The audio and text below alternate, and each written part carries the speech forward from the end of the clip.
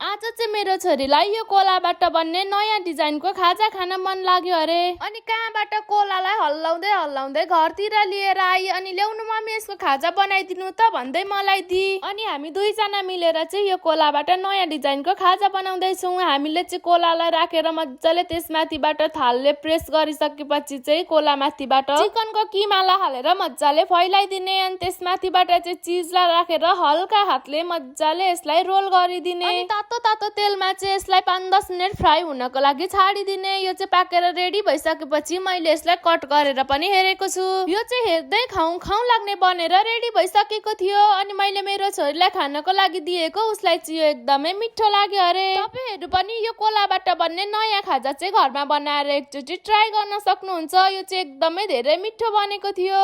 यस्तै भिडियो हेर्नको लागि हाम्रो च्यानललाई फलो गर्नु होला।